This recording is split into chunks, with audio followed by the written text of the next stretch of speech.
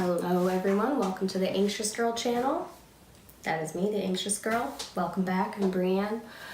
Today I want to talk about healing. And healing, you can heal from many different things, but in this video I want to talk about healing from trauma. And I think that we think of healing as like an end. There's an end point to healing. Like you'll get over it if you work through some stuff or you suppress something long enough that eventually you are just going to feel better and you're going to forget or not think about it. It's not going to bother you as much. And like to some extent, yes, like as things come. Hera, let me go get my dog. I know you love me. I love you too. She has to follow me everywhere I go. My little emotional support dog. Okay, anyway, so I think that healing comes with a couple different things. It comes with the understanding that it is continual. I think if you've ever been, in an abusive relationship, or if you've ever been a victim of rape or a victim of, abuse, that is going to be with you for the rest of your life. That will be part of your story. It doesn't have to be your story, though. It is something that happened to you. It's not who you are. And first of all, it comes with admitting that happened. After I was assaulted, it took me 2 years to even start to think that what happened to me was not my fault. So first of all, like obviously the first step to anything is admitting that something happened, or admitting your faults or whatever. So admitting that something did happen to you and it was wrong and it was not your fault. And then comes the next step of, working through that. I was in therapy for a long time. I'm still in therapy. Managing your medications to make sure that you're on the right medication. I was diagnosed with PTSD, understanding all the things that come along with PTSD, the dreams, the flashbacks, the way your brain works when you have flashbacks. What happened to me happened over 7 years ago now.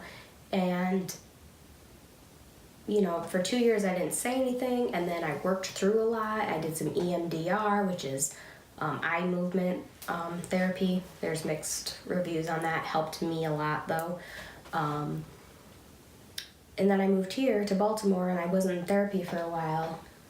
And I've just been noticing lately, like, things have been, like, popping up. Things that I thought I had dealt with have been, like, popping up. And I've been having flashbacks, and I've been having dreams. And I started seeing a new woman 2 days ago, and she's this great lady, and she was just telling me, how healing isn't, the end point of healing is not a period. You are going to continue to heal. You are going to continue on this journey. I think everything that has to do with mental health is a journey, and I think that's something that we forget. We think we got over it. Okay, we tackled this topic, let's move on to this topic. And that's not how life works. That's not how mental health works. That's not how healing works. Healing comes with forgiveness, and that is a hard one. That is a really hard one. But I think what you have to remember is you're not forgiving this other person for them, you're forgiving them for yourself. And it's like you have this like person on your back, and you take them everywhere you go, and like no matter what you do, where you go, who you're with, this person is still just like this monkey on your back. And like you have to be able to forgive them to get that monkey off your back, because believe me, that person is out there living their life not caring about you. And that's the sucky thing about it. That's another part of healing, is realizing that justice, karma, all that stuff we might not see. Sometimes we do see it. Sometimes we see people go to prison. Sometimes we see, people get expelled from, colleges or something or whatever. But it's not very often that you see, justice take place. So that's another aspect of healing, is understanding that, God will deal with them. And just like letting go of that person is freeing for you, freeing for myself, because they don't care about me. Why do I have to care so much about them? And that takes so much time, but Just, you know, flashbacks are like such a real thing, and I think we don't always understand what our minds do when we have flashbacks, and just realizing that your mind is kind of redoing what it did when the trauma took place. When you have a flashback, allow yourself some grace, allow yourself to, like, if you can, you know, intentionally just be in the moment and realize what's happening, and just sit after that and be like, okay, bad things just happened in my brain. I went to a bad place. It might take me, you know, today might be sucky. You know, if you can, like, tell someone, like, if you're with, you know, your boyfriend or your parents or your sister or your best friend, be like, you know, today's hard. I'm going through some stuff. My brain is literally reliving trauma today. And just, you know, give yourself some grace. It's gonna happen less. It's gonna hurt less, but I don't think it ever stops hurting.